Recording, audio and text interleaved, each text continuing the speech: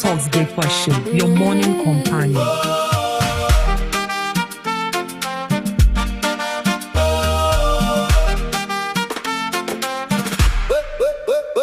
Wake up, Ghana, your morning star, right? News, views, inspiration, and great conversations. From Accra to the world, we bring the fresh stories, fresh energy every morning, full of fire and glory. Rise and shine, come join the line. Your day begins when the voices align. GhanaTalks Breakfast Show. GhanaTalks Breakfast Show. Your daily dose, here we go. GhanaTalks Breakfast Show. GhanaTalks Breakfast Show. Only on GhanaTalks Radio. Turn it up and stay tuned. GhanaTalks Breakfast Show, your morning companion. This is your favorite online radio station. You can carry along wherever you go. Remember that you're streaming live on Facebook at GhanaTalks Radio TV, on YouTube at GhanaTalks Radio, and also on X at GhanaTalks Radio. Do well to join us this morning right here on the GhanaTalks Breakfast Show on GhanaTalks Radio. And this is the news review, and right here we bring you all the relevant stories making waves in the news. I am your host Ruth S. Namfiagbedu, and this morning I'm serving you breakfast with Miss Regina Bless and Miss Debbie Adoso. Good morning to you ladies, and you're welcome to the GhanaTalks Breakfast Show. Good morning. Hope all is well. Hope you slept well. Yeah, by grace. How was the city yesterday when you were going home? Was it quiet? Were they talking about the issue of going to me? Maybe in the car you picked or whatsoever. How was the atmosphere yesterday? I said it was cool. It was okay. Miss Debbie? It was cool, but then it was kind of noisy. Noisy In the sense that everyone keeps talking about the case of Wuntumi and all the stations. I mean, all the media houses. This is a new sensitive issue that all the stations are following. But was it something you were expecting that he would definitely be jailed or convicted? Yeah. It was something you were expecting? Yes. I wasn't expecting that. I think we were talking about that, and I mentioned that maybe he could be fined, but not sentenced to jail. But yesterday, the final judgment came, and it is what it is. Let's get into the news stories this morning. Wuntumi sentenced to 20 years for illegal mining. The High Court in Accra has sentenced NPP Ashanti Regional Chairman Bernard Entry-Besiako, popularly known as Chairman Wuntumi, to 20 years imprisonment on each of 2 counts in the Akonta mining illegal mining case. The court ordered that the 20-year sentence run concurrently, meaning he will serve 20 years in prison, not 40 years. In addition, the court fined Chairman Wuntumi 10,000 penalty units on each count, while Akonta Mining Limited was fined 15,000 penalty units on each of the 2 counts for which it was convicted. Justice Andrea Kokuvite found that the prosecution had proved its case beyond reasonable doubt. The court convicted Wuntumi of unlawful assigning mineral rights without ministerial approval and purposefully facilitating illegal mining activity. The judge ruled that Akonta Mining allowed another miner to operate on its concession without the approval required by law, and rejected the defense argument that the arrangement was only for land reclamation. The court also lifted the company's corporate veil, holding that Wuntumi exercised direct control over the company's mining operations and could therefore be held personally responsible for the offenses. Before delivering judgment, the court dismissed a last-minute application by the defense seeking to refer constitutional issues to the Supreme Court, ruling that the law was clear and required no further interpretation. The convictions were secured under the Minerals and Mining Act 2006 at 703 as amended by Act 995, which introduced tougher penalties for illegal mining offenses. So this is as to why Chairman Wuntumi was sentenced. You know, when I saw 20 years in prison, the court ordered that the 20 years sentence run concurrently. I was like, hey, wait, why lucky? Yes, Anka. That means that you go for 40 years in prison instead of 20 years. That means that by the time you come out of prison, you'll be 90 years. But you know, he's not alone. We've seen that the minority and also the party are working so hard to go for an appeal for either for his freedom or for him to be the sentence that he has been given to be reduced. Mr. B, what is your whole assessment of the conviction of Chema Wuntimi? The conviction of Chema Wuntimi for me is a step in the right direction. Now, if you look at the law, anyone caught involved in illegal mining, the least sentence given to that person should be 25 years. But Chema Wuntimi was given 20 years. So you should tell you that he was even pardoned with 5 years. Yes. And then yesterday I've seen instances where some top government officials were even stating that the 20-year was less. They should have given him years that were even more than the 20 years. But don't forget that the 20 years given him was not just a 20 years jail term. It comes with hard labor. Yeah. So what led to this whole brouhaha about Chema Wuntimi dated far back as to 2023, when the then Minister for Lands and Natural Resources, Abu Jinapor, revealed that Samuel Abu Jinapor revealed that Chema Wuntimi, who owned the Akonta mining, was being involved in illegal mining. And then they said that he, by his own will, went into the Tanonimi forest to mine and destroy the forest reserves without legal authorization from the then Ministry of Lands and Natural Resources. So they first filed an application, and then that application was rejected. But then Chema Wuntimi still went into the forest to destroy our forest reserves. That not being said, he also granted access to 2 people, including 28 others, who are also given access to mine in our forest reserves without legal access. So it should tell you that this whole thing about Akonta mining and Chema Wuntimi is not something that came up in a day. Even the MPP themselves said he was involved in illegal mining, because when the issue popped up, it popped out during the tenure of the MPP administration. So it should tell you that the whole thing about Akonta mining being involved in illegal mining dated far back during the MPP administration. So this is not politically motivated. And even the then president, Nana Dankwa Akufo-Addo, in 2023 January, said Akonta mining was not involved in illegal mining.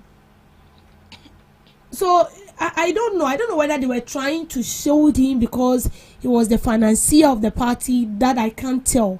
But the final verdict that was given was in the right direction. He really deserved it, sincerely speaking.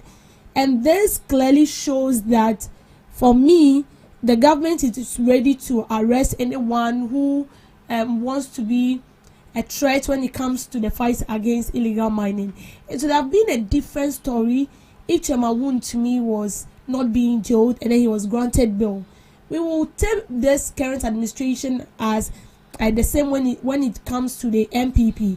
But don't forget that the MPP also jailed the NDC when they came and then they realized that that was not even based on politics but based on corruption. During the tenure of Kufuor, Chachuchi Kata was arrested. He was arrested because they realized that there was financial loss. Then Chachuchi Kata was the CEO for Ghana National Petroleum Corporation. And then when MPP came in power, they realized that there were loss of money. So, loss of state funds. So he needs to be arrested. And he was jailed under Kufuor. He was jailed for 5 years. And then Kufuor tried to pardon him, but then he refused. He served a 5 term. Sorry, he served the 5-year term. So it should tell you that this is not about politics like the way the NPP are trying to make it look like. For me, I feel like with what this current administration have done, it clearly states that anyone who is involved, whether you are involved, you are about to engage in illegal mining, you should prepare your mind, because if the evidence are clear, you will be jailed. You'll be jailed. Let me hear from you, Miss Regina. If the evidence are clear, you'll be jailed. And the evidence were clear enough. Yesterday, when you go on social media, everyone was just posting videos of the destruction caused by the mining firm. That is Wuntumi's mining firm. And it was really painful. Yeah, let me put it that way. It was a painful thing to see. Looking at how our lands are being destroyed. And illegal mining is something we are fighting, and we would continue to fight. Even generations will still come and be fighting illegal mining, because the fight against illegal mining is a very difficult one, and the administration has proven that they have that zeal to fight it. So Chairman to me is the first person ever, and I'm a boy, wait, today in history, first person ever to be jailed for illegal mining in Ghana. 20th So, July. era of the NDC. And 20th July 2026, today in history. So next year, I'll bring it, God willing. So 20 years, when I saw it, me shame me 20 years, because I was like, I'm not sure Chairman to me will be jailed. But he's in his home. Yeah, he has already been taken to his home. But when I knew that yesterday was the final verdict, I was like, oh, Enfa. The only thing I was anticipating was a fine, that he would be fined. When I saw that, 20 years. In addition to a fine. Hey. He So was when fined as Debbie well. came, Debbie was all happy, jubilating. The God of my crash. We said, hey.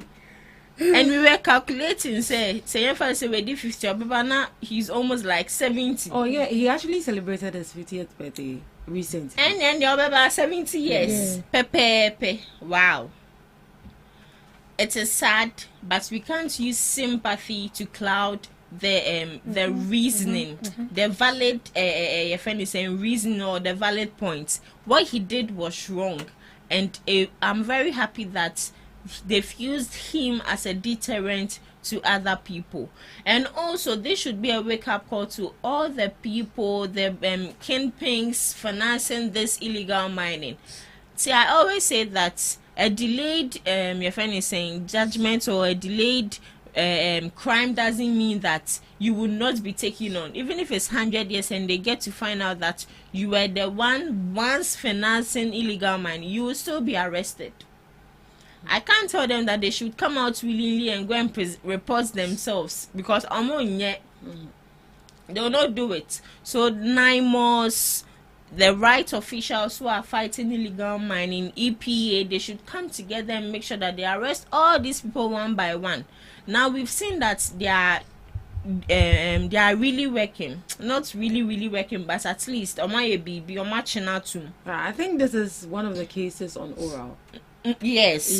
So even Oral even posted it, and I think they posted something like, "Are we working or we are not working?" I was like, Oral. They have to ask. Very relevant question. So illegal mining. I'm very happy Chairman to me has finally been prosecuted, and now he's going to serve his jail term. So this is day 2 of 7 jail term. So we will be doing the countdown for him. We were here in this country when our grandma was jailed for 15 years, and she spent just 1 year. So for me, I wouldn't say that I have lost trust in our judicial system. But this is actually a political person, and let me put it as, he's the bank of the NPP, and also a very prominent figure when it comes to the NPP as well. And let me say the country, because one to me is popular. and getting to find out that this actually prominent person has been jailed to prison 20 years already. We've seen the minority making noise. Yesterday I saw a whole script from Alexander Fenyumakin on his page, and then at the need of it he wrote political prisoner. Who to me is a political prisoner. Has it gotten to the time that we have to start politicizing this whole issue? Are they not clear? Are the evidence not right in our faces that Wontumi did wrong? At this juncture, I don't think you can even use allege. He was guilty. So he has been picked up and then he's serving his jail But term. he can file for an appeal. Yeah, he can file for an appeal. So what is your expectation for the appeal? Do you think the court is going to reduce or maybe probably grant him freedom? I'm not sure. Yesterday I listened to lawyer Martin Pebu, and he said with the issue of Chemawuntumi involved in illegal mining, the evidence being displayed clearly right in front of us, there is no legal fact within that case that the court can stand on and say maybe due to that they want to grant him an appeal or maybe pardon him, unless maybe their government comes in power, then they want to presidential pardon. Then they can pardon him. Then the NPP have to work very hard. Yeah. They will not come, so they should forget. If they don't come, then it means that Chemawuntumi will need to serve the 20 years term before he will be released. Or maybe the next NDC government will think through it and then temper justice. But is with this mercy. something that needs to be think through? Is this something that needs to be No, like no, tempered? not at all. See, in this country, we need to be very serious. So when it comes to the leaders, especially and those lawyers and the judges, they need to be very, very serious. Because if I know that at the end of the day I commit a crime, and my lawyer is so good enough to a point that they can seek for an appeal, that is normal, and also say that temper justice, then it is you are not serious. Let the people serve their jail term to full condition, and then your full condition to serve as a deterrent full to condition. others as well. Let's use Agada's issue for example. From 15 years to 1 year, they did not explain to us why they took it from 15 years. They did not explain. They Did they mentioned that good conduct. Which good conduct? Within 1 year. That was what they said. No, if it is criminals. If it is good conduct, then all the people that are in jail right now Should should be be released. And because Good conduct, yes. good conduct cannot be done within a space of 6 months. Good conduct. It is pretense, because see, if immediately you are jailed, you don't have the freedom. Your freedom is being taken away from you, so you are rude. So in that case, you are humble within you are humbled. I think you can check that out. Under the rules of jail term was reduced. Whoever is in control of you. So in a way, you will display good behavior, because what I tell you is what you do. You are now under my control. So if that is the case, then everybody should be released from the court, because if we want to even take a critical look on how some people get in jail, they got there because of 1 cedi, 5 cedis, and then someone who has mined. Yesterday I was listening to a resident of Samaboy, and it was sad. What they are going through there is not a joke. Yeah. I watched some interviews with some of the residents there. It's bad. And then they said that people actually lost their life as a result of mining, because the area got flooded. Yes, and even after the aftermath of the flood, the heavy rain we experienced sometime, like it was bad. It was that bad. So they said her jail let me read it. Agada's original 15-year prison sentence was reduced to 12 months by the Amasaman High Court after she appealed the sentence, which her conviction was not overturned. The High Court agreed that she was guilty, but found that the punishment imposed by the Circuit Court was harsh and excessive. In light of the circumstance, the judge therefore exercised the court's power to reduce the sentence while leaving the conviction in place. It doesn't make sense. Excuse me to use the It doesn't. So according so to they are them, still no, not giving the exact reason why as they to why. reduce a jail term. So you think that it's likely that for the case of Chemawun to me, if an appeal is being made, If Chachochi Kata was able to serve his 5-year term, he should serve his 20-year term. otherwise, when table turns, it's going to be very horrible in this country. Let's proceed to our next news item. Want to me convention should inspire stronger fights against Galamsey Ashigbe. Convener of the Media Coalition Against Illegal Mining, Dr. Kenneth Ashigbe, says the convention of NPP Asante Regional Chairman Bernard Enchibosiako Chairman Wuntumi should strengthen Ghana's fight against illegal mining. And according to him, the court's decision should encourage journalists, civil society organizations, activists, and citizens to continue demanding accountability from everyone involved in illegal mining, regardless of their political affiliation or social status. Dr. Ashigbe said the judgment should not be seen as the end of the anti-Galamsey campaign, but rather as a turning point that motivates authorities to enforce the law more consistently. He urged state institutions, including investigative and prosecuting agencies, to pursue all illegal mining cases fairly and without political interference. Dr. Ashigbe also called for greater transparency, saying reports and investigations into illegal mining should be made public, where appropriate, to strengthen public confidence in the fight against environmental destruction. He maintained that Ghana can only win the battle against Galamsey if everyone implicated in illegal mining is held accountable, irrespective of who they are. Irrespective of who they are, those people should be held accountable. And then listening to this man yesterday, he said that he wished that Wuntumi's term was actually 25 years and not 20 years. Yes. That should tell you that people were actually pained and angry of the deed of Akonta mining, of what they have done.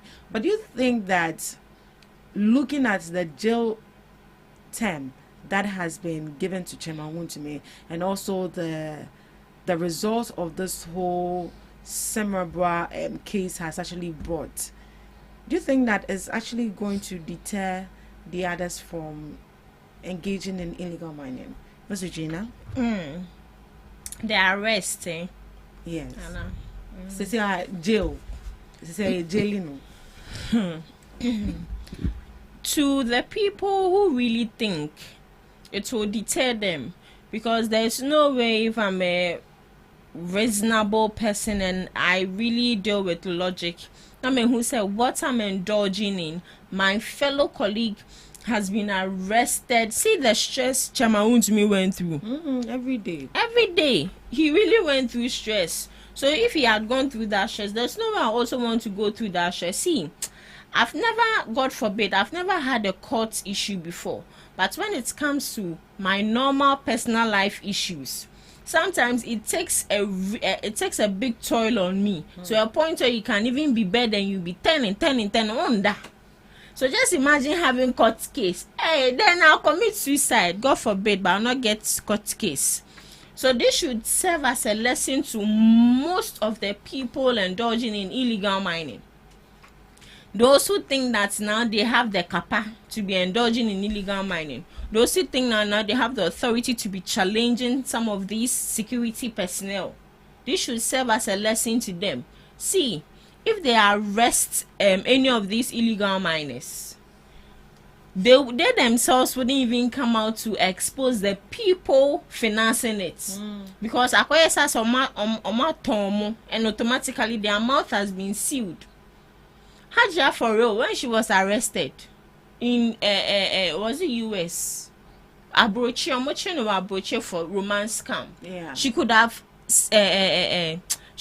been jailed for a very long time, but due to her cooperation, making sure that she gives information, she was just given 1 year and like 2 months, and now she's out. But the people in Ghana here, excuse me to say, here for me Jimmy. Me who be that? Nakaya Chimope. Then you start giving names, and you know, surprisingly, most of these people, they don't even know the financiers themselves. they have this middlemen they deal with. So the middlemen are the only ones who know the big people.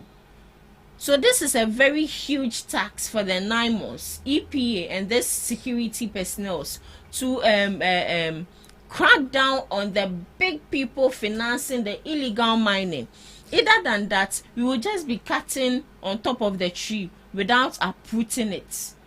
When you need to uproot something, you go all deep and uproot it. But I quite say with the fight of illegal mining, you just okay. Your friend is saying, Chama won't me dear no, or no, no, and in his subine, and a ye can, Yeah. and I yet a chain no. Sisiani omo no nya belly no. Sisiani ye den chiomo. Omo musuba no ma ye ni coded ni sisiani ye den chiomo. Say you can say you call all the illegal mining construction sites to arrest all the people there. The people behind the scenes will employ other people again to go there. No ejuma ni ye ko enima na say ye ko echi. So they need to target those people. Most importantly, either than that, we'll be doing like this. So the illegal mining there, say nip obi ho ye badrim ba. This jail sentence should serve as a lesson to them. But Ghanaians will not do that. In as much as their lives are even still at risk. People are dying in the pit. They are going. So how much more jail sentence? Yesterday I saw a video of allegedly, I don't know how true that is, Chemawun to miss illegal mining site where nipa dia bobo ye to me the ras asena. I said this how bobo ya ne pie. And I was like, so this is how dangerous this illegal mining of a thing is. Because with that vehicle you took beneath it, it could have just collapsed on you. But no, Ghanaians. Do heavy and what kind of thing? Miss Debbie, what does this actually mean to us as a country in the fight against illegal mining? Are we moving forward? In a way, we've moved one step forward, but there are still a lot of work to be done. Yes, a lot of work to be done because with the case of illegal mining, prosecuting these people takes a very long period of time. With the case of Chemawun, to me, it started somewhere 2023 and we are now finalizing it in 2026. And that is because we have a government who took this issue very serious. Because during the previous administration, the same issue was raised and it was boycotted by former President Nana Addo Dankwa Akufo-Addo. It's just like the case of Tokonu. The issue was raised, it was boycotted. It was during this current administration. So everyone in the country can be ready to fight corruption. But when we don't have a government that is ready to fight it, it makes the work so difficult and then it delays the process. So with the issue of Chemawun, to me, I can boldly say that if it was during the MPP government, they would have granted him a bail or they would have fined him more than the 10,000 he's supposed to pay to cover up. Because yesterday, Api Akubi, who was the first counsel for Chemawun, to me, said he also termed the conviction as harsh. And according to him, Chemawun, to me, actually applied to all the proceedings of the court. He was in court. That doesn't mean that the court should favor you. No. And Regina says something. Chemawun, to me, made it known. He presented the evidence to us himself. Yes, there were instances where he was flouting the gold that we should see. This is real gold. And he was showing real gold. And even threatened President Mahama. That President Mahama cannot jail him. He said it. He said the NDC cannot jail. He said it. He was bold enough because then time his government was in power. He has the veto power. And he was the chairman of the Ashanti region. So there is nothing you can say. So it looks as if he has the power within his means. So he was, in a way, abusing it.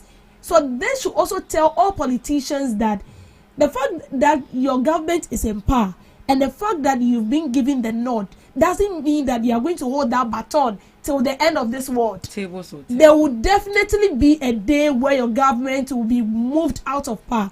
And this should also go to the NDC, because President Mahama said, allegedly, but he said it, that some of his members are involved. If they say go and bring those members, can you go? He said some of his members are involved in illegal mining. So we are waiting. Maybe he said it allegedly because they are still gathering evidence. Let's just put it that way. So long as those people are still not standing trials, it means that they are still gathering evidence. So with Chemaun to me's case, for me, he deserved it. And according to the law, he was supposed to be jailed 25 years. 25 years. But he was given 20 years. Yeah, the judge said because of his cooperation and his obedience. He had to 5 years. 5 years. But it still, is good. Apia Kubi said they should still. Apia Kubi Nankasa knew that this day will come. That's why he left. And I was wondering yesterday, one of the journalists asked him, did you foresee this? That be the main reason why you withdraw or see the exam share. And I even learned that that chairman that they said he is out of the jurisdiction, he is there. He is there. But he just wanted to delay.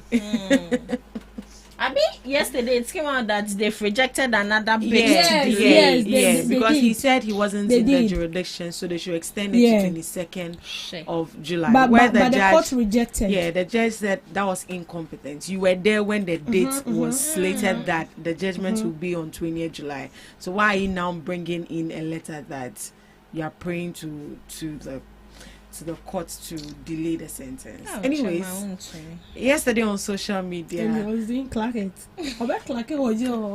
He's going to leave his yellow agbada.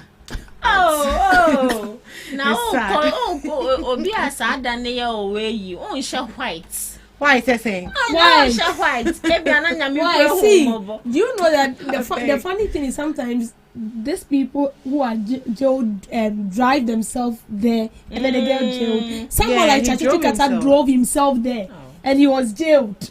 Can't you confirm jail? Yeah, it's sad. And I yellow agbada. Yeah. Yesterday on social media, we say now that blue band. Now that we've seen Chemaun to be convicted, the next person is going to be Gifty or Wari. Yes. Hey, this is what they are not joking. No, yes. That should tell you that Ora is working there. They are serious about this.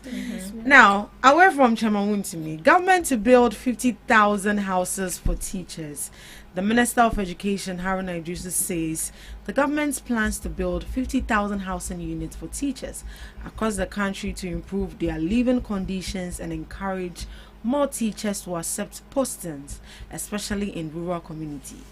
Speaking at the Government Accountability Series, the minister said the program, known as the Teacher Dabra Initiative, is aimed at addressing the shortage of decent accommodation for teachers. According to him, the project will be implemented through a decentralized approach with the District Assembly's Common Fund overseeing construction at the regional and district levels. Mr. Idrisu said the Ministry of Education will support the initiative, including using resources from the Ghana Secondary School Pension as collateral to help finance the project.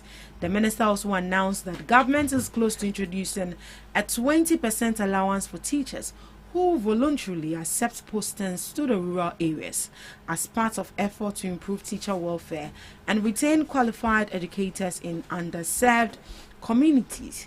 He said the housing project and the rural allowance are part of broader government plans to make teaching more attractive and improve the quality of education across the country. In as much as this is a brilliant innovation and initiative, 50,000 housing units for teachers across the country, and you have barely 2 years and certain months to live. Is that achievable, Ms. Debbie?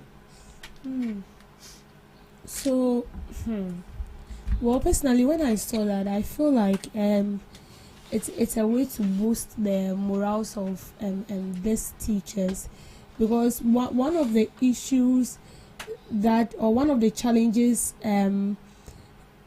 this teachers face has to do with accommodation. And so if the government is bringing this on, I think it will boost their morale to go to where they've been posted to, especially in the rural communities. If you take professions like the nursing, hospitals have accommodation except for CHIPS compound in rural communities, but then every municipal hospital have an accommodation attached to it, and that is because they want these health practitioners closer to where the hospital is, so that giving treatment to these patients becomes very easy.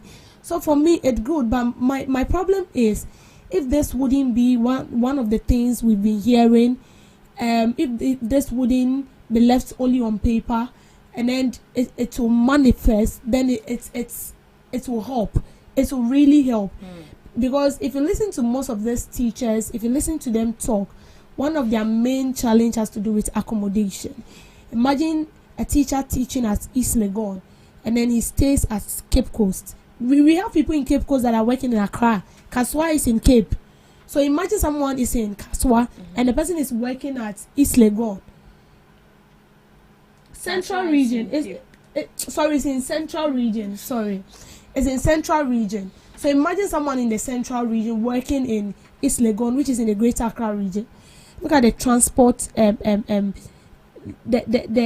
how will I even say it? The gap. Yes, the distance or the gap. So when accommodation comes to play with electricity, good road, potable water, all things are things that attract the teachers. When you post me, I wouldn't have to think about it twice. I would just go.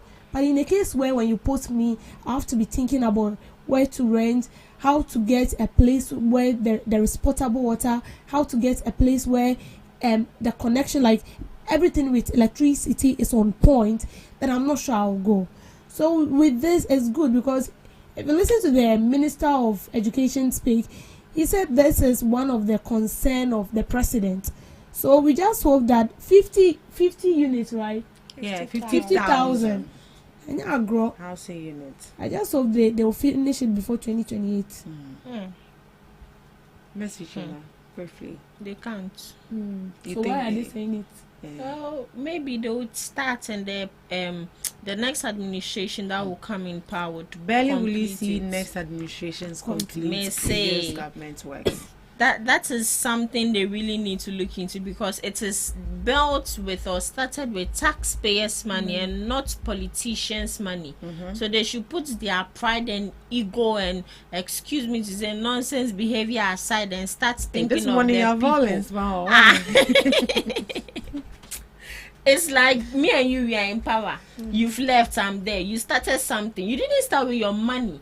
So that I would be like, oh, me too, I would complete it with my money. You started with the government money. That is taxpayers' money. So the only thing and reasonable thing I can do is to complete it so that we all commission it together. But some the credit will go to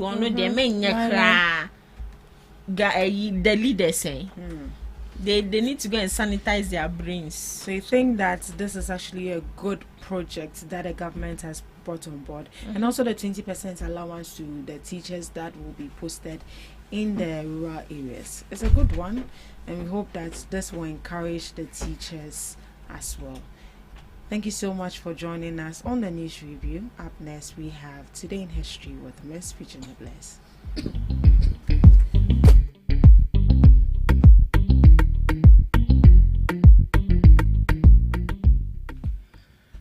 Bringing you today in history and some few global observances, live on GhanaTalks Breakfast Show. On this day, 1967, death of South African ANC President.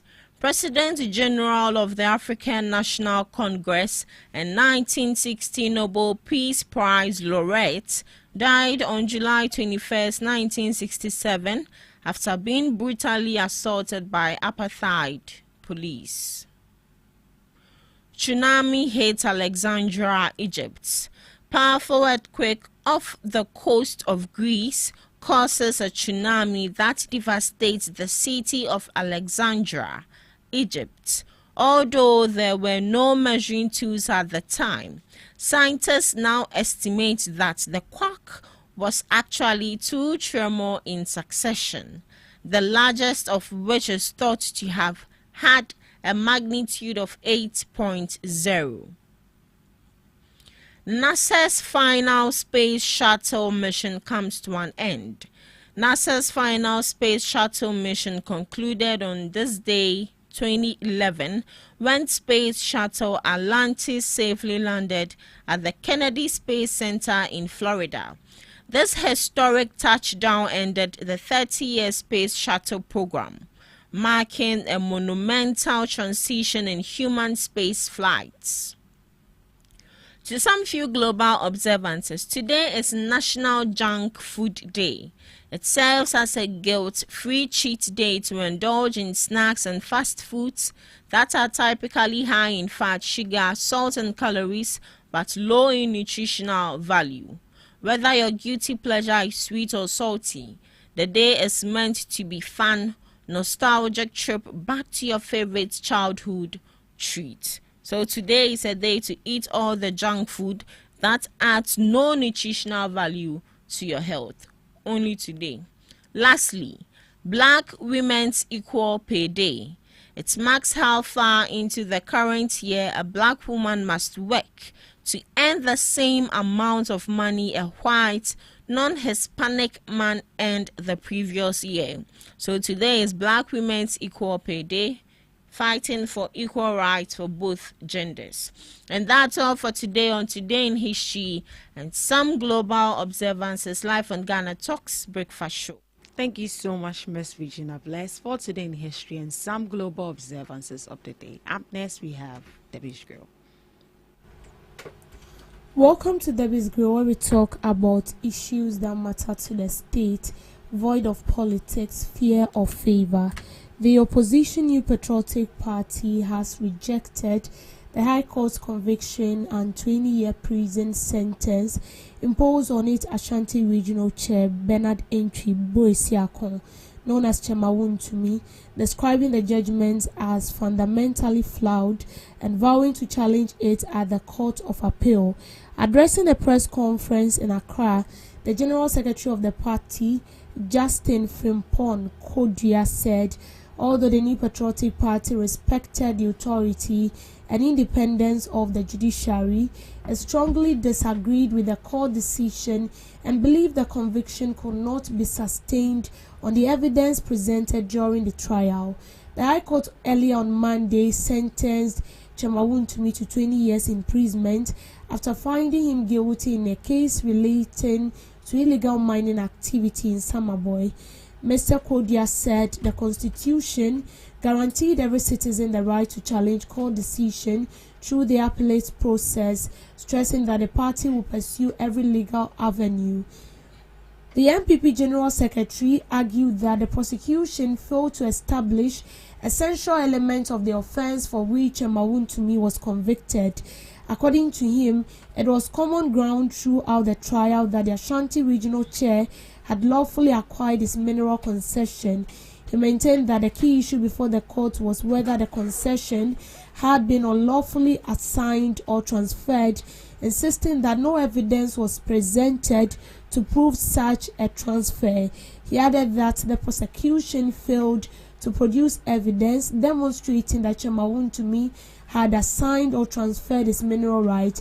Instead, he argued that the conviction was based on assumptions and inferences in which the party's view did not satisfy the criminal standard of proof beyond reasonable doubt. The NPP retreated that its decision should not be interpreted as rejection of the judiciary, rather as an exercise of constitutional rights. The party said it remained committed to constitutional democracy and due process, expressing confidence that the appellate court would review the judgment based on the law. So, yesterday, Chairman Wontumi was sentenced to 20 years imprisonment, and that has to do with his company, which is the Akunta Mining, being involved in illegal mining. And this issue started way back in 2023 during their own administration.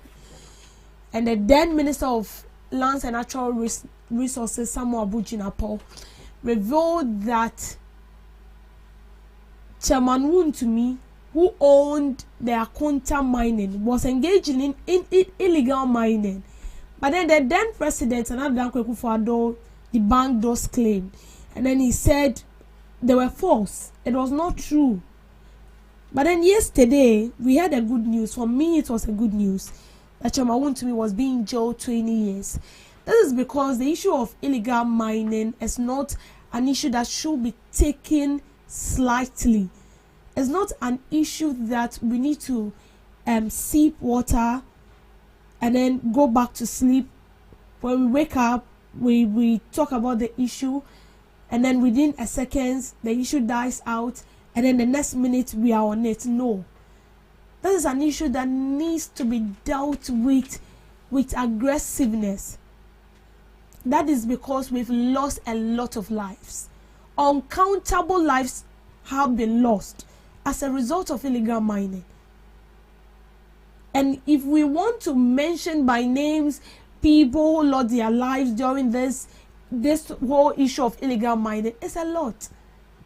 We can even pinpoint that of the 8 gallant government officials who lost their lives as a result of illegal mining. This should tell us how serious this issue is. And you see, I was quite disappointed when I heard some of the MPP officials claiming this is a political arrest. And I asked myself, how is this political arrest?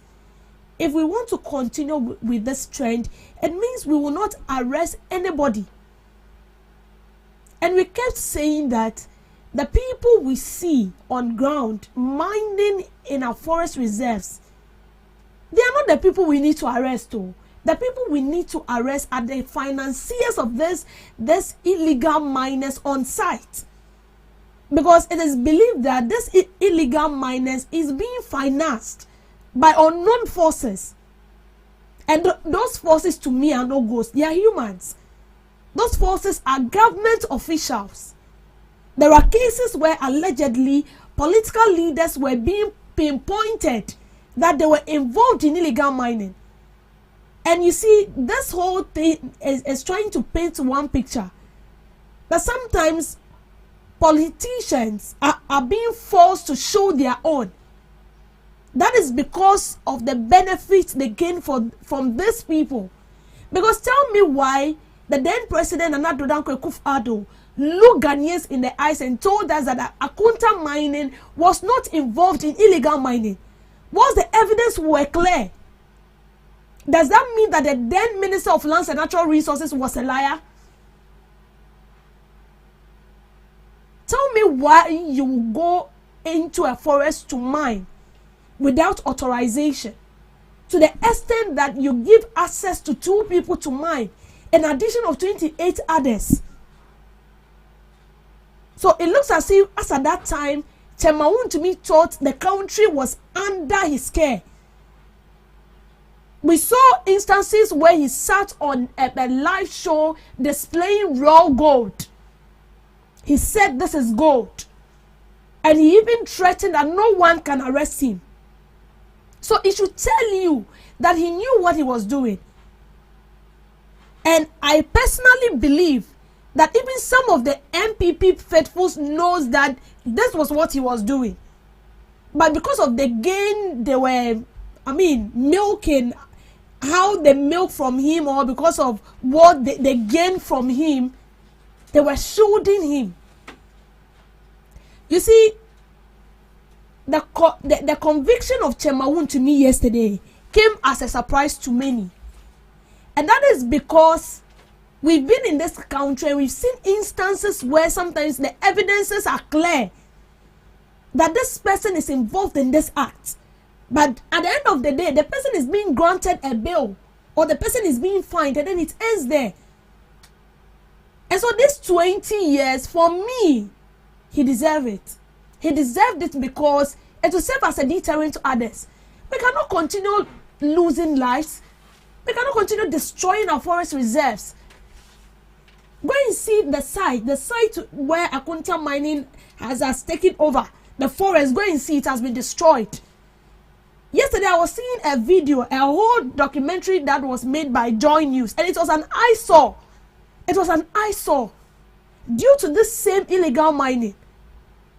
Anytime it rains, the people in that particular community are not safe, and that is because of it's as a result of one selfish being, because of gold. Because of gold. It should tell you that this current administration is ready to arrest anybody at all. And I hope that even if it is an NDC official that is being caught, they should be arrested. Because the law does not favor politicians. The law does not even favor the ordinary Ghanaian. The law is for everybody.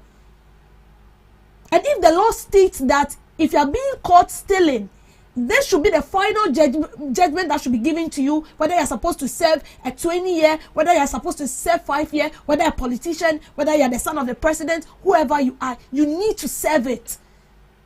And that is what we term as a lawful country.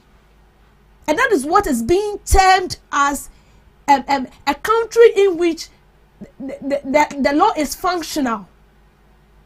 The law is not biased. This is not the time where we should be calling for travesty of justice. We are not going to temper any justice with mercy. We are not. We wouldn't do that. And that wouldn't be on the safer side of we the Ghanaians. And you see, to all those politicians, if you're in office today and you feel like you have the whole world, there is a day of judgment. There is a day of judgment. No matter how it tarries, there is a day of judgment. And that day you'll be surprised. You'll be there alone. When Chema Wuntimi was flouting the gold and all that, and people were talking, we had a lot of politicians that were backing him up. Yesterday when he was standing in the court with Clarkett, he was there alone. There was no one with him in that box. He was there alone. And as he is in Sawom, he is there alone. He wasn't there with he's not there with anybody. So this should serve as a deterrent to others. As for this one there, it's a president who changed. That is good. But we pray that it doesn't end here. It will continue. If you are not ready to do the right thing, God created you to destroy. If God created you to destroy, then be ready. Because we will not allow you to destroy us. We will first destroy you before you destroy us. So please, there should be a caution to all politicians out there. Thank you for making time with me on Debbie's Grill. There should be a caution to all politicians out there. Thank you so much for joining us on the first segment of the GhanaTalks Breakfast Show. We'll be going for the morning news shortly, and right after that, we'll be back. Please stick and stay with us. Are you ready to amplify your business or brand's reach and make a meaningful impact in Ghana and beyond? Partner with GhanaTalks Radio today to connect with a diverse audience across Ghana and beyond. Elevate your brand through on-air promotions and social media. Boost your brand during prime time. With GhanaTalks Radio, you can extend your reach across digital platforms. GhanaTalks Radio is not just a station, it is a community hub where your brand becomes part of the conversation. Join us in fostering connections, celebrating culture, and making a lasting impression. For customized sponsorship packages and enquiries, email contact@GhanaTalksRadio.com or call +233 202 544614. GhanaTalks Radio, giving the youth a voice. What do you want for breakfast? How do you want your breakfast? English breakfast, French fries. Koko nikosi alo komi kesheto. Wache. Well, Gobe is the real deal. Join us on Ghana Talks Radio. Let's serve you a buffet of breakfast. From news headlines review, current affairs to social issues. Entertainment, sports, and all the trending stories live on our mobile app and across all socials from Monday to Friday, 7 a.m. to 10 a.m. With me, Pakwesi Omare. Regina Bless. Deborah Adoso. And I am Esinal Fiagbedu. This is Ghana Talks Breakfast Show. We bring you local news, business news, international, sports, and entertainment news. Right here on GTR.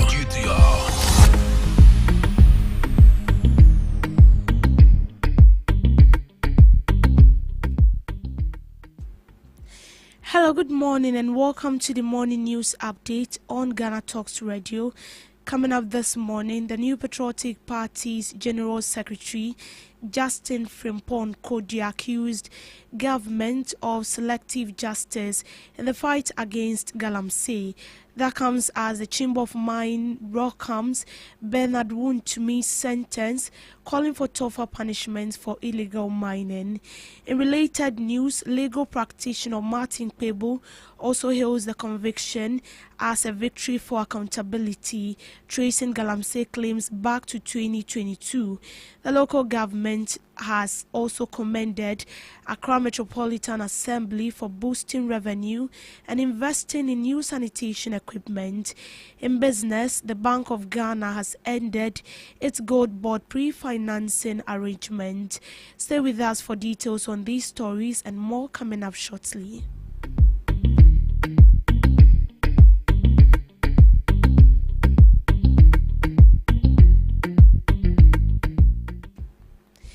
The General Secretary of the New Patriotic Party, Justin Frimpong Kodji, has accused the government of practicing selective justice in its handling of illegal mining cases following the conviction of Chairman Wontemi. Speaking after the ruling in the Akunta mining case, he questioned why similar prosecutions have not been pursued against members of the National Democratic Congress who have been allegedly linked to Galamsey. According to him, the fight against illegal mining must be applied fairly without political bias too effective. A troubling pattern is emerging in our country. A pattern where the government appears eager to shield its own while relentlessly pursuing perceived political opponents who have done no wrong. Today, the John Mahama-led NDC government may seek to celebrate this conviction as evidence of its commitment to fight against illegal mining. Where there is evidence of Galamsey on a large scale engaged and supervised by leading members of John Mahama's government, we reject that narrative entirely. And I repeat, the New Patriotic Party rejects that narrative entirely. They think that the conviction of Chairman Wontemi will be the trophy to appease the Ghanaian people for their failures. This is no trophy. The Ghanaian people cannot fail to notice that while the political opponents who have done no wrong are being aggressively persecuted, questions remain unanswered regarding individuals associated with his party and government who have themselves been publicly linked to illegal mining activities. Indeed, the president himself has acknowledged that persons in his administration are involved in Galamsey. What concrete action has followed those admissions? Who are those members of the president's party that are engaged in Galamsey of which the president knows of? What has become of the petition submitted to Economic and Organized Crime Office, EOCO, seeking an investigation into allegations concerning Mr. Joseph Yamin, the NDC national organizer, and Abanga Yakubu, vice chairman of the NDC? They are asking these questions. Mr. President, what has become of those investigations? What has happened to Honorable Mohamed Yakubu, NDC MP for Ahafo South, Ahafo Southeast, and his DC, who was sacked from a chief's palace after they alleged that he was heavily involved in Galamsey in their traditional area.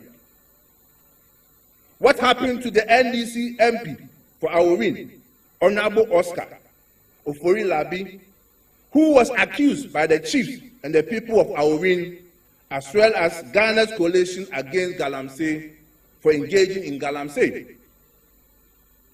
Why has the nation not witnessed the same level of urgency and determination in those matters? Justice cannot be selective. And I repeat, justice cannot be selective.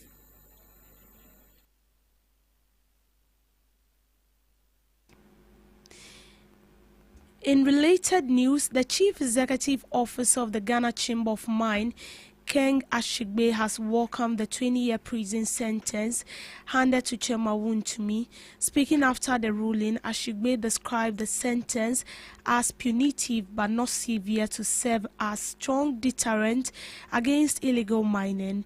The Akonta mining case has been one of the most high-profile Galamsey prosecutions in recent years, drawing public attention to the impact of Galamsey on water bodies, forest reserves and communities.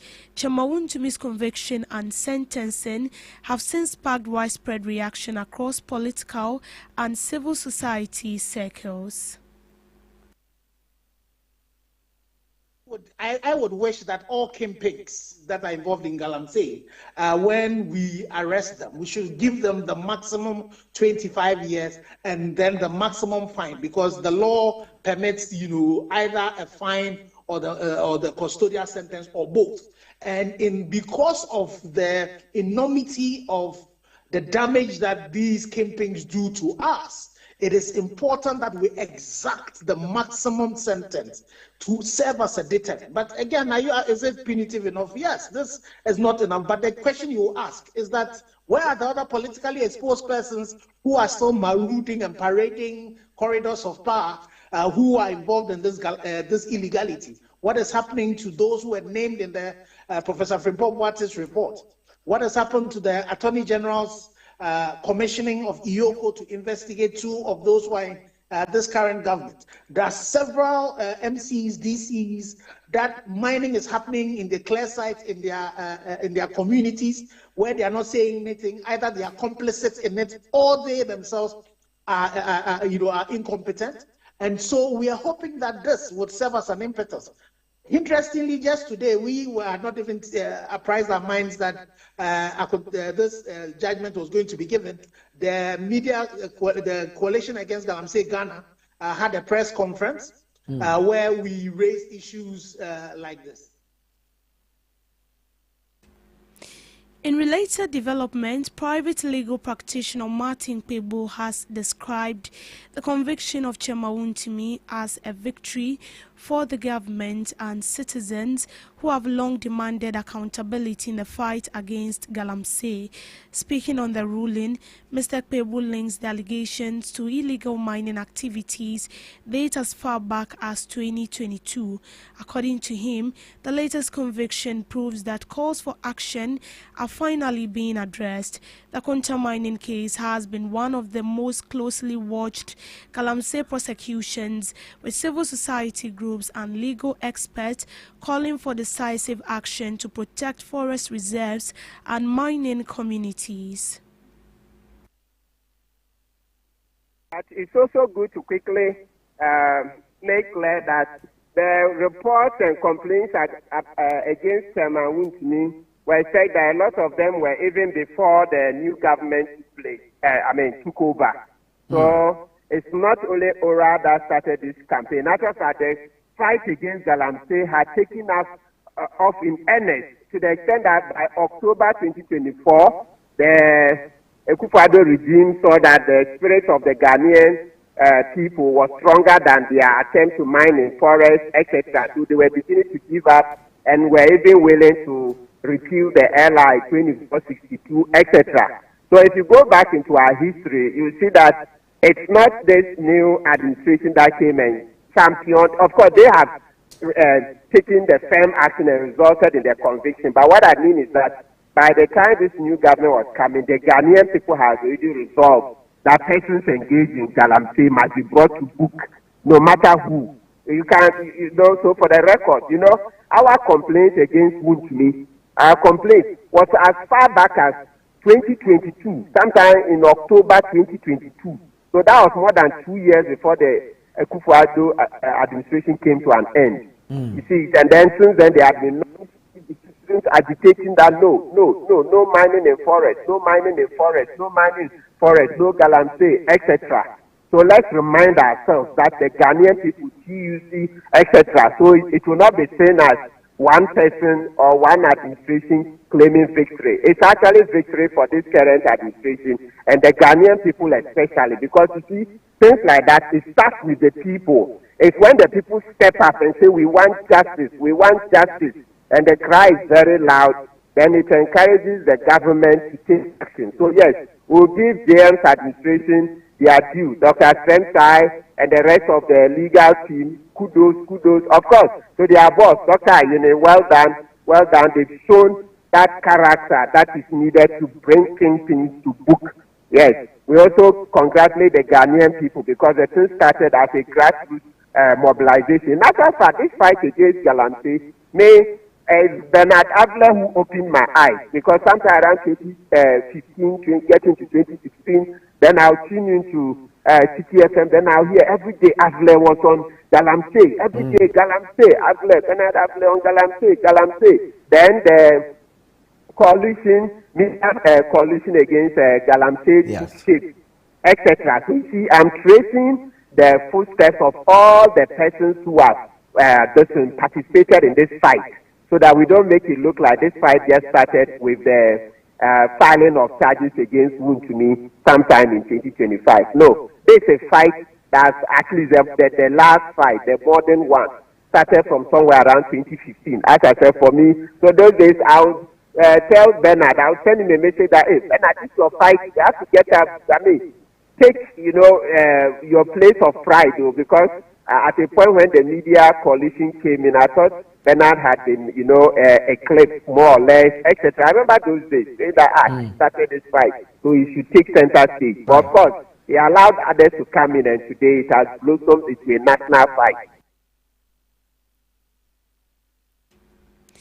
The Minister for Local Government, Chieftaincy and Religious Affairs, Ahmed Ibrahim, has commended the Accra Metropolitan Assembly for improving its financial performance and investing in new sanitation equipment to strengthen waste management. He made the remarks during an inspection and commissioning ceremony for newly acquired waste compactors and other sanitation logistics by the Assembly. The procurement of the equipment demonstrates Accra Metropolitan Assembly's commitment to addressing sanitation challenges. Improving the Assembly's finances, he noted, has enabled critical investment that directly impact the health and well-being of residents. The newly commissioned waste compactors and sanitation equipment are expected to enhance refuse collection, reduce delays, and improve overall waste management across the metropolis. I'm extremely delighted this morning seeing young Ghanaians working to deliver good services to the people they serve. Like the mayor has stated, he is not a man of many words, and he is flanked by hard-working directors and staff in the Accra metropolitan area. We are here purposely to commission the trucks that you see behind us. He is not being in office for a long period. He's been in office for only 18 months. And in these 18 months, we are here today to commission this sanitation equipment. I know this is not the only work he has done. As a local government minister, I see the panoramic view of all the 261 assemblies. The problems he inherited, I know. How the AMA account was administered, I know. How judgment debt was involved in them, I know. Legal fees of lawyers AMA could not pay before he came to office. How he managed to be able to pay the legal fees of the legal officers for the assembly, legal fees for the lawyers of the assembly, to organize them to face the legal challenges and cases that the assembly were confronted with, and to rescue the assembly from judgment debts, and to start paying some of the judgment debt that he inherited. And now AMA has been stabilized, has been rescued. The assembly is working together, and not only that, now they are procuring sanitation equipment, sanitation being the main bane or the main problem of the Accra metropolitan area. Clearly, the mayor and his team needs to be commended. Today is a very big. The Minister for Education has reaffirmed government commitment to improving the welfare and motivation of teachers across the country. According to Honorable Haruna Idrisu, investing in teachers is key to improving education outcomes and ensuring quality delivery in classrooms from basic to tertiary levels. He urged stakeholders in the education sector to support initiatives aimed at recognizing and rewarding the contribution of teachers to national development. Therefore, our government places priority on the motivation and well-being of teachers. Apart from the 20% allowance for persons who accept posting into rural areas, we are almost through, led by the District Assembly Common Fund, with our Teacher Dabre initiative, which is a bold government program of President John Dramani Mahama to provide accommodation facilities for teachers across the country. We intend to construct 50,000 housing units for teachers all across the country. It's led by the District Assembly Common Fund in order that we want to decentralize it at the regional and district level. In business, the Bank of Ghana has announced the cessation of its pre-financing arrangement for the Ghana Gold Board's gold purchases, a move expected to significantly alter domestic liquidity conditions and influence the country's monetary policy. The governor of the Bank of Ghana, Dr. Johnson Asiama, disclosed this during his opening remarks at the 131 Monetary Policy Committee meeting in Accra. According to him, the decision took effect on July 1st, ending the central bank's role in providing advance financing for gold board purchases through its auction arrangement.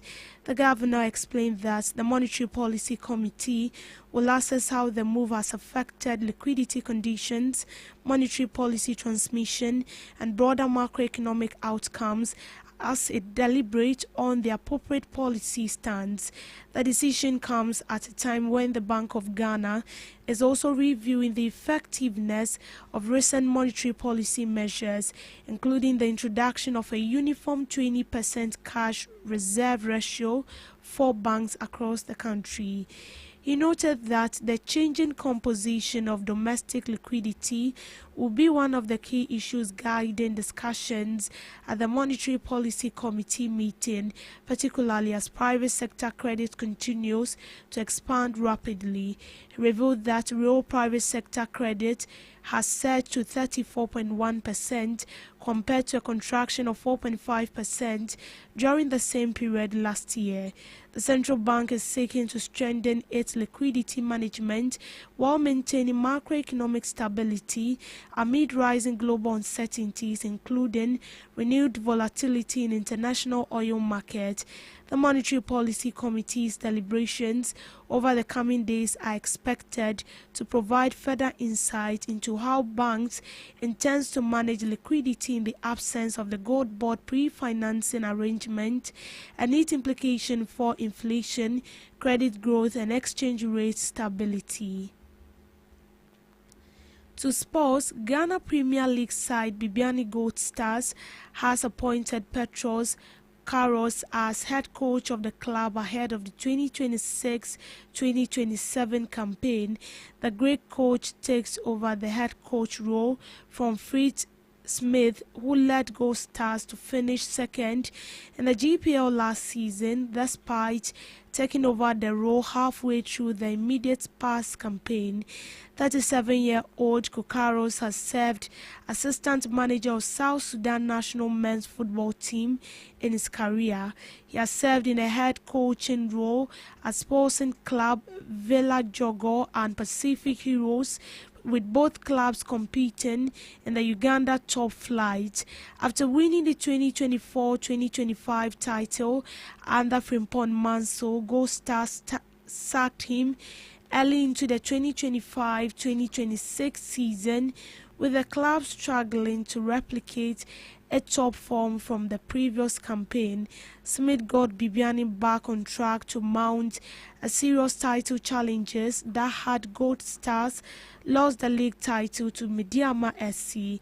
Gold Stars bagged 60 points, while Mediama registered 62 points. In showbiz, the president of the Musician Union of Ghana, Mr. Simon, says high life is intrinsically Ghanaian, although some countries try to claim it as the inventor. Speaking ahead of the launch of the High Life to the World Black Star Experience 2027 campaign, scheduled for August 2nd, the musical president described High Life as Ghana's priceless gift to the world. The campaign is dedicated to promoting and preserving Ghana's high life music, which the United Nations Educational, Scientific and Cultural Organization officially inscribed on its intangible cultural heritage list in December 2025. On global updates, West African leaders have endorsed the legal and institutional framework for the ambitious Nigerian Morocco-African Atlantic gas pipeline, moving the project closer to implementation. The agreement was signed in Freetown, Sierra Leone on Sunday during the summit of heads of state and government of the Economic Community of West African States (ECOWAS). The 6,800-kilometer pipeline is expected to transport Nigerian natural gas along Africa's Atlantic coastline to Morocco, with the potential to supply European markets through existing connections. The project, initially conceived as a bilateral initiative between Nigeria and Morocco, has now gained broader regional backing with the involvement of ECOWAS member states in its governance framework. It was launched after a 2016 meeting between Morocco's King Mohammed V and former Nigerian President Mahamudu Buhari. It is being developed by Morocco's National Office of Hydrocarbons and Mine and the Nigerian National Petroleum Company Limited.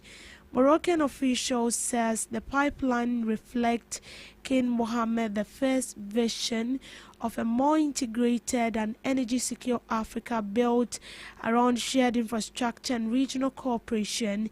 The Freetown Agreement marks a major institutional step, although further arrangements are expected to be concluded in Morocco, involving Morocco, Nigeria, and Mauritania.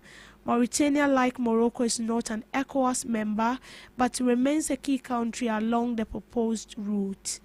The next phase will focus on establishing the project management structures, including a dedicated project company expected to be based in Casablanca and a pipeline high authority to be headquartered in Abuja.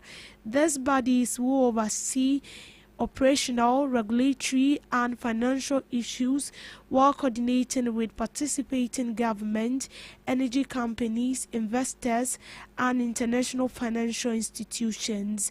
The project partners are expected to intensify efforts in securing financing after the completion of technical, environmental, and engineering studies.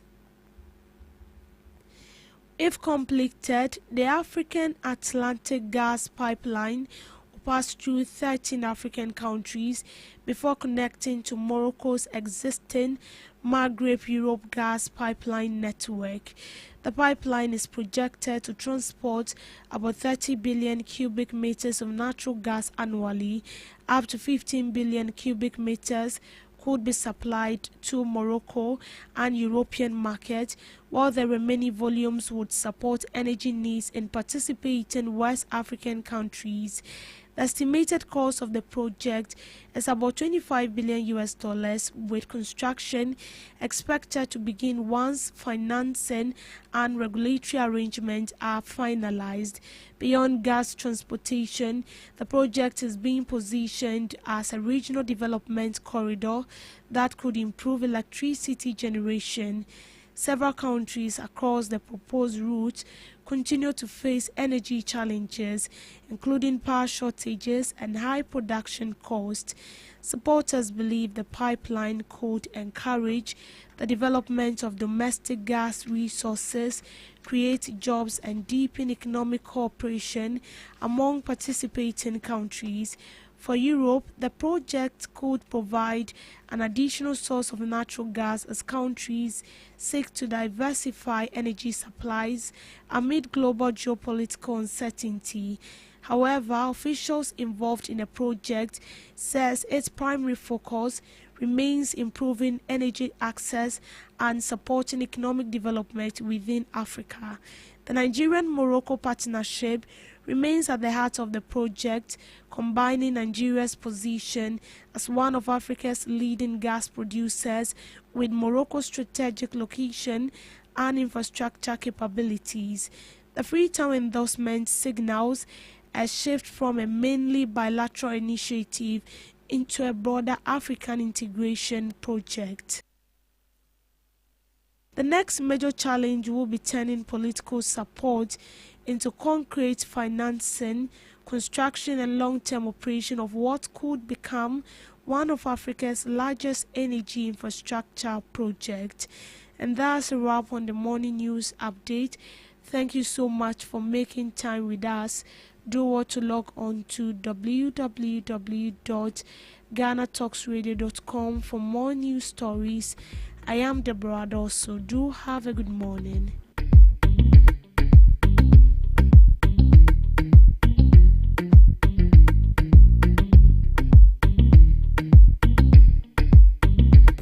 Are you ready to amplify your business or brand's reach and make a meaningful impact in Ghana and beyond?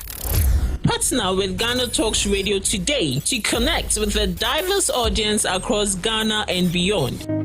Elevate your brand through on-air promotions and social media. Boost your brand during prime time. With Ghana Talks Radio, you can extend your reach across digital platforms. Ghana Talks Radio is not just a station, it is a community hub where your brand becomes part of the conversation. Join us in fostering connections, celebrating culture, and making a lasting impression. For customized sponsorship packages and enquiries, email contact@GhanaTalksRadio.com or call +233 202 544614. Ghana Talks Radio, giving the youth a voice.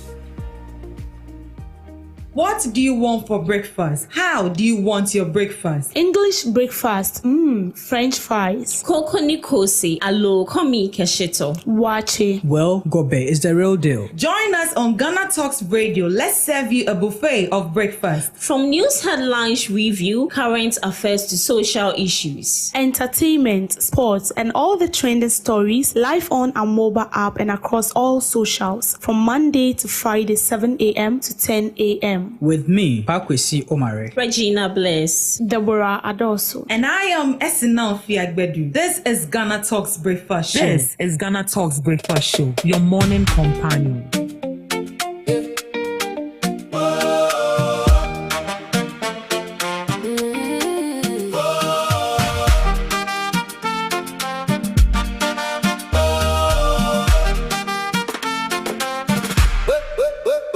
Wake up, Ghana, your morning star, right? News, views, inspiration, and great conversations.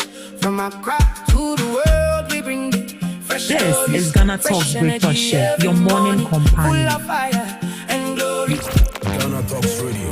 Rise and shine. This is Ghana Talks Breakfast Show, your morning companion. When the voices align, Ghana Talks Breakfast Show. Ghana Talks Breakfast Show. Your daily dose, here we go. Ghana Talks Breakfast Show. Ghana Talks Breakfast Show. Only on Ghana Talks Radio.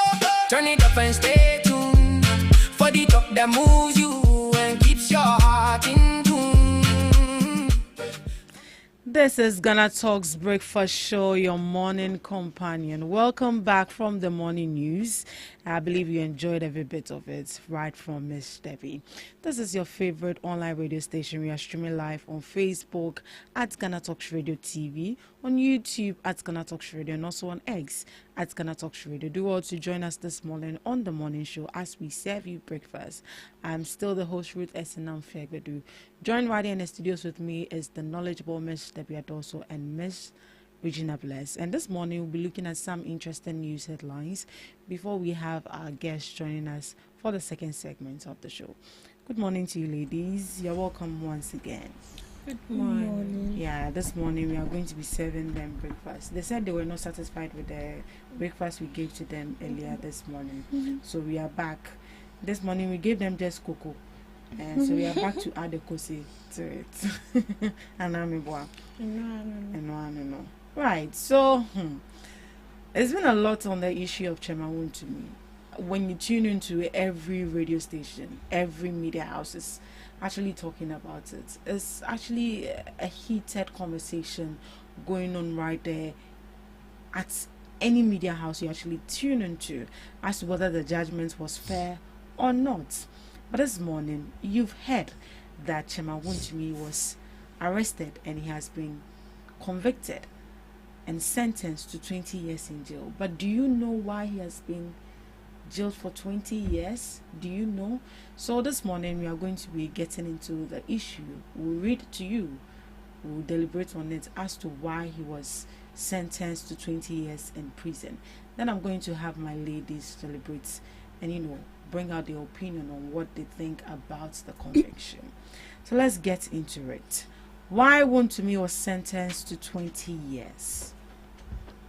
Chairman Wuntumi real name Bernard Entry Bosiako, Ashanti Regional Chairman of the New Patriotic Party, NPP, has been sentenced to 20 years imprisonment with hard labor by an Accra High Court after being found guilty of illegally permitting unlicensed mining operations on his company's concession at Semerable in the Western region. Let me take that line again. He has been sentenced to 20 years imprisonment with hard labor by an Accra High Court after being found guilty of illegally permitting unlicensed mining operations on his company's concessions at Semerable in the Western region. Justice Audrey Kokuvi Tay, presiding over Criminal Court 4 of the High Court in Accra, delivered the judgment on Monday, July 20th, 2026, convicting the Ashanti Regional Chairman of the NPP and his company, Akonto Mining Company Limited, on all counts brought against them. His co-accused and fellow director, Kwame Entry, remains at large and was tried in absentia. Now, the charges. Wuntumi and Akonto Mining were arraigned on October 7, 2025 on 4 counts, 2 counts of assignment of mineral rights without ministerial approval, contrary to sections 14 clause 1 and 99 clause 2b of the Minerals and Mining Act 2006 at 703 as amended, and 2 counts of purposely facilitating an unlicensed mining operation contrary to section 99 2b of the same act. Kwame Entry faced 2 similar counts but was not present to answer them. Wuntumi pleaded not guilty on his own behalf and on behalf of Akonta Mining. The court held that Wontumi and Kwame Ntwi are shareholders and directors of Akonta Mining, which was incorporated in 2010 with mining exploration and its core business. On April 16, 2025, police conducting an anti-Galamsey operation in the Western region arrested one Michael AC and 28 others at a mining site within Akonta Mining's concession at Semerbo. Those arrested were occupying a structure bearing Akonta Mining's name, and police retrieved firearms, ammunition, suspected gold, excavators, vehicles, and over 157,000 in cash from the scene. Under interrogation, AEC named Henry Okum as his employer, who in turn told police he had reached an agreement with Wontumi in September 2024 to mine gold on the unmined portion of the concession, while also reclaiming previously mined portions by planting coconut seedlings. Okum said Wontumi did not give him money for the reclamation work, expecting him instead to fund it from proceeds of his mining activities on the concession, an arrangement Okum said Wontumi was fully aware of. At trial, Wontumi admitted permitting Okum onto the concession but insisted the permission was strictly for land reclamation, not mining, and that any mining Okum carried out was without his knowledge or authorization. He said he was unaware Okum was a small-scale miner, believing him instead to be a mine support service provider. The prosecution called 4 witnesses, including AEC, Okum, and an investigator, while the defense called 5 witnesses. Among them, a mining engineer, a former Western Regional Minister, and the ex-chairman of the Western Regional Security Council. Before delivering judgment, the court dismissed a bid by Wontumi's lawyer to refer questions to the Supreme Court on whether the relevant provisions of Act 703 were unconstitutionally vague. The court held that the law was clear on its face, defining both the prohibited conduct and the prescribed penalty, and that no genuine question of constitutional interpretation arose warranting a stay of proceedings. The court found that no ministerial approval had even been sought or obtained for the mining activity, a fact Wontumi did not dispute. On the central question of what Okum was actually permitted to do, the court relied on circumstantial evidence, noting that Okum was an experienced small-scale miner with no background in land reclamation, that reclamation is costly, yet Wontumi gave them no funds for it, and that Okum was left to fund the exercise from gold he mined on the concession, a fact Wontumi never challenged in cross-examination. That means that he admitted that. The court found no reasonable explanation could revive the conclusion that Wontumi had, in fact, permitted and expected Okum to mine the land. It's a lot. It's a long one. Yes, my guest is already here, so I'm just going to usher him in, then we take it from that. Yes, so the court also lifted Akonta Mining's corporate veil, finding that the company had no functioning board of directors, had not filed annual returns, and that all dealings with Okum were conducted personally and informally by Wontumi alone. The court noted that Okum himself testified he did not know Akonta Mining as a company, but knew it only as Chairman Wontumi, and that Wontumi's own witness statements acknowledged assisting Okum in sourcing excavators and enlisting research support to protect the operation. On this basis, the court held that Wontumi was, in fact, the true and de facto holder of the mineral rights and convicted him personally alongside the company. Wontumi was found guilty and convicted on Court 1, assignment of minerals rights without approval, and Count 4, purposely facilitating an unlicensed mining operation. Akonta Mining was found guilty and convicted on the corresponding counts 3 and 6. In sentencing, Justice Kokovite noted that the gravity of the offences and the need for deterrence to avert environmental disaster, given the state's mineral resources at stake.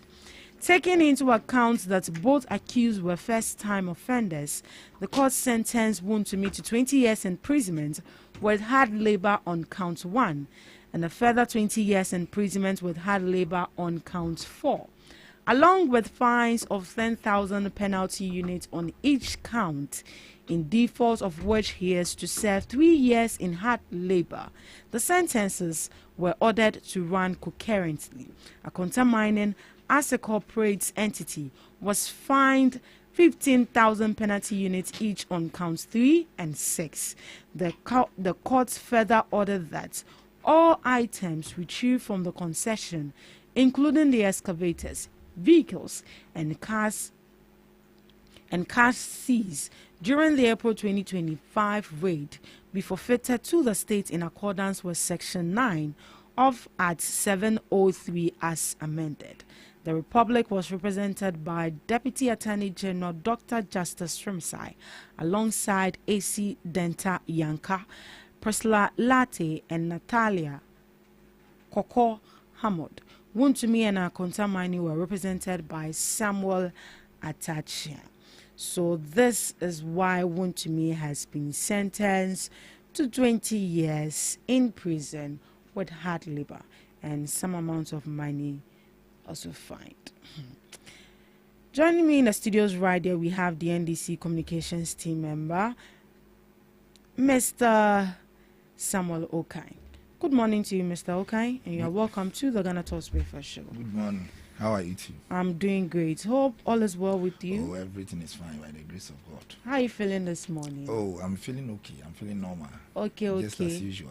Just as usual. Yeah, I'm feeling normal. How has been the atmosphere? Oh, it's been cool. People are excited. You think people are excited? Yeah, people are excited. Majority of it. You not have the entire nation being excited because at the end of the day, we have different political backgrounds, and you know that Chairman to me is strongly affiliated to the MPP, so you don't expect that the people MPP. within the MPP, even some may be happy individually, but they cannot come out to say that they are happy. Or if you look at the reactions of the atmosphere yesterday, you could see that the Ghanaian people do not like the Galamsey. The Ghanaian people want justice, and we are ready to uphold our 1992 constitution and ensure that any person who violates the laws of the Republic of Ghana is punished. And that is what I am happy about. I can see that. Yeah, so I've given my audience and also my viewers into the details as to why Chairman Wontumi has been sentenced to 20 years in prison with hard labor. What do you make of his sentence? Anyway, before I proceed to talk about Chairman Wontumi's issue, in fact, Chairman Wontumi has been one of the persons I've been talking about whenever I have the opportunity to talk about Galamsey. So yesterday, when I heard the conviction, I wasn't surprised because I knew possibly his activities, one way or the other, violated the laws of Ghana. And I knew that one day, he will be punished. So I wasn't surprised when I heard the news. Before I proceed, I would like to extend my greetings to my party people, the NDC people, especially the Amasaman constituency and our leadership, for the good job they are doing to support the party, the good work they are doing to ensure that the vision of President Mahama, that is the reset agenda, materializes for every Ghanaian citizen to have that kind of economic liberty, can go about our things without stress.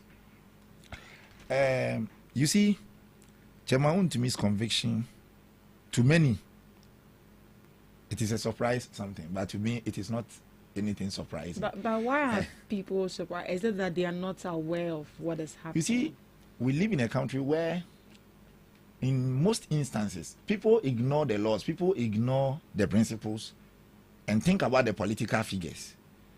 People have the imagination that, oh, due to his prominence as a person, due to his membership and his role in the MPP as a political party, it is going to be impossible for the court to convict him. But today, the Constitution has stated it clear, the court has made it clear that nobody is above the law, just like President Mahama said, that nobody is above the law. Whether you are an MPP person or you are an NDC person, if you are brought before the court and you are found guilty the judge will have no issue than to what? Apply the law. And our former Chief Justice even said it, that the law is the law. So this is a physical experience of the law is the law. It is the law that has spoken. And I want to clear people's doubt. A lot of people are making statements to look as if the conviction is politically motivated or President Mahama intentionally worked things underground to ensure that Chairman Wontumi is convicted. But every day I've been saying it. Who is Chairman Wontumi that President Mahama will have time for? No. Has he engaged in an illegality?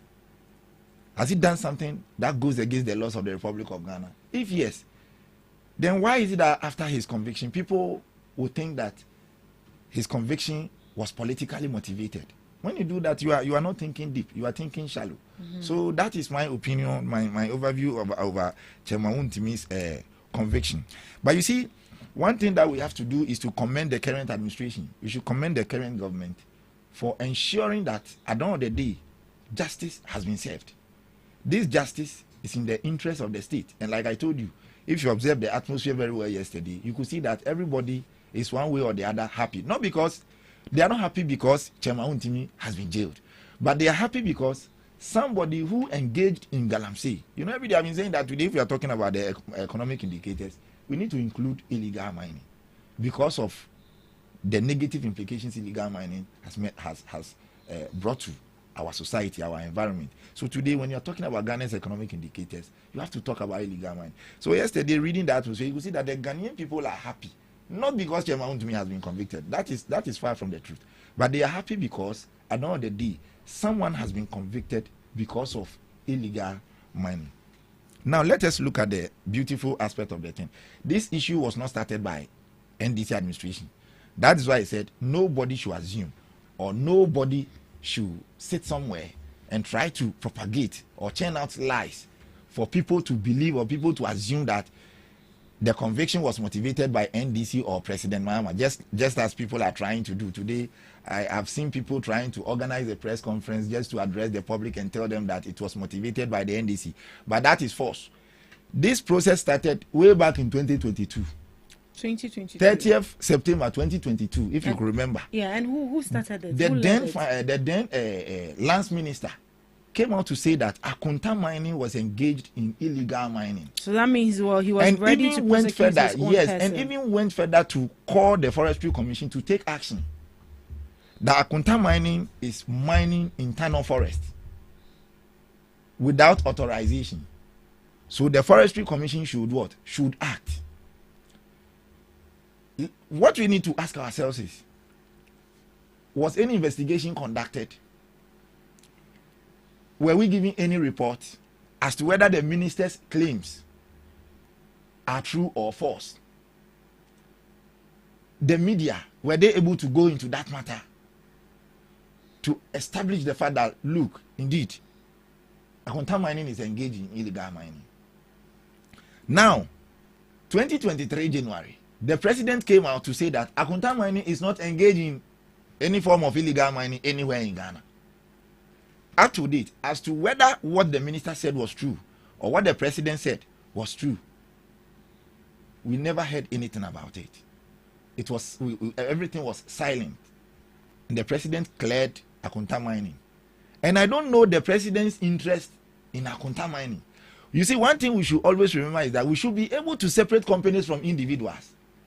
That is why when you register a company as a limited liability company, you see people who register a company and they will defraud people. At the end of the day, the court will set them free. Because by law, the company is different from the person. So Chairman Wontumi as a person is an MPP. But Akunta Mining is a company. So if the laws of the Republic is dealing with Akunta Mining, what is MPP's interest? That all of a sudden they want to organize a press conference to say that Chairman Wontumi's conviction. The issue is that Chairman Wontumi is the sole owner of Akunta Mining. Like you were reading, the court said it, that there was no proper management system for Akunta Mining. They were just mining. And I watched one of his videos on his own television. He said the difference between legality and illegality is document. Every day, in fact, on this your platform, I've said it before. I said, are we sure that this illegal mining issue, this galamsey thing that we have been discussing all the time, are we sure that it is as a result of the activities of illegal miners. Don't we think those who are having the documents to mine are also engaging in unacceptable practices?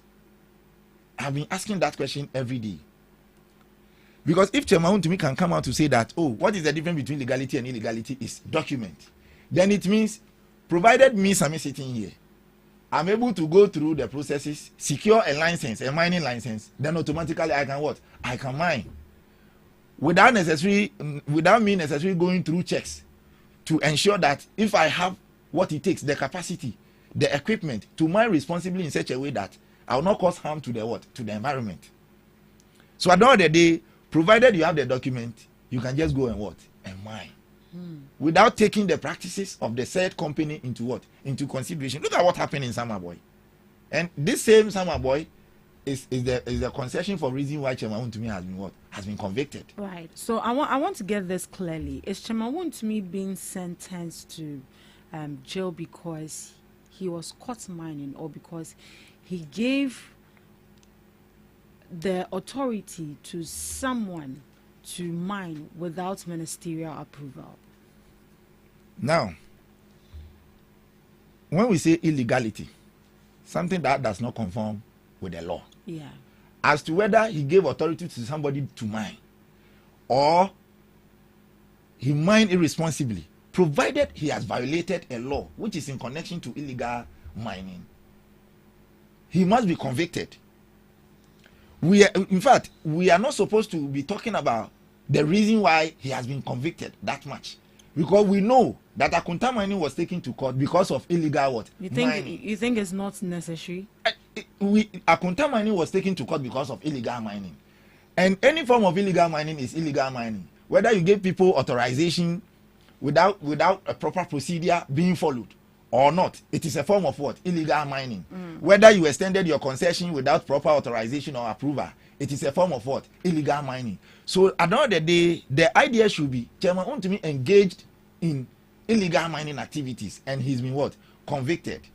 Please, do you understand what I mean? Yeah. So at this point, all I'll say is that MPP as a political party should be able to separate themselves from the issue and stop making it look like a political witch hunting. Every day when somebody is being prosecuted or somebody is being brought before an investigative body, they make the thing look as if it is a form of witch hunting. Just recently, Mr. Dennis Miracles Abuaji was arrested and he was supposed to be investigated. The next day, we saw a demonstration. Yeah.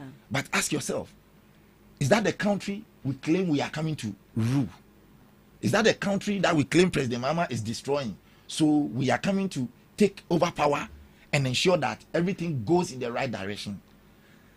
If we are rather thinking of removing somebody who is investigating people for their corrupt deeds and bring people who are protecting the corrupt officials into power, then which kind of country do we think we are building? And this is a big question we should be asking ourselves. Whether you are an MPP person or you are an NDC person, you need to be asking yourself this question. If you are a young person and you want to follow politics, which kind of political party are you following? The political party you want to follow, what are the activities? What have been their responses when it comes to issues of national interest? Please, you get me? I get you. Assuming Chairman Wontumi has been convicted, and then all of a sudden MPP comes out to say that we as a political party, in fact, we believe in the laws of the Republic of Ghana, in as much as the court has given the chance for us to go to appeal the constitution, you have the chance to go to appeal if you think the judgment was unfair. You can go to appeal. We support the decision of the court. How do you think Ghana will be? Then it means you are serious. Every day I've been saying that as a political party, to have a change of mind is the genesis of reorganization. So I have a problem with the reorganization and people claim they are doing. Because if you say you are doing reorganization, but your mentality, your behavior that you used to destroy the country and the people of Ghana subsequently voted against you, you are still protecting that behavior. What shows that you have changed? What shows that you are engaging in reorganization? Even at a point in time, all their people who violated their party principles were caught. They were granted amnesty to what? To come to the extent that when Chairman Wontumi was initially arrested, they went to Yoko, some were sitting on the floor and they were crying. Exactly. Why would you cry for the release of somebody who has committed a crime? Does that actually mean that they don't have insight to the You see, deed he has committed. They have, and I know that there are prominent people in MPP who don't like the idea of illegal mining, who don't even like Chairman Untumi's activities when it comes to illegal mining. But because of the love of their party, they fear to come out and say it openly. But I am looking at the party holistically. What is the party's position when it comes to issues of national interest? You see, every day I've been saying that MPP, they are overloving their party. And the more they overlap their party, the more they make the party look unattractive to people. And they have to learn from that. At the end of the day, every Ghanaian will follow MPP because we believe that it is the MPP's ideology that we can use to develop Ghana. Ghanaian will follow NDC because we believe that it is NDC's ideology that we can use to develop Ghana. Now, you came into power, you didn't do anything, and all you could do is to support your people to engage in illegal mining. At a point in time, when Dr. Frimpong Boateng's document came out, they didn't even accept it. President never worked with it. When this same Chairman Untumi's name was mentioned, that he's engaged in illegal mining in the Tano forest, President came out to clear him. Right. So what shows that MPP, they have the nation's interest at heart. Right, exactly. So right after we had the Dr. Frimpong Boateng's report that brought to light that Chairman Untumi was engaged in illegal mining, what would you suggest the party could have done immediately? I will give you a clear example. We had a by-election recently, NDC, and there was an issue of vote buying. Which of the by-elections? Baba Jama's constituency. Yes. And there were serious allegations of vote buying. In fact, we saw people carrying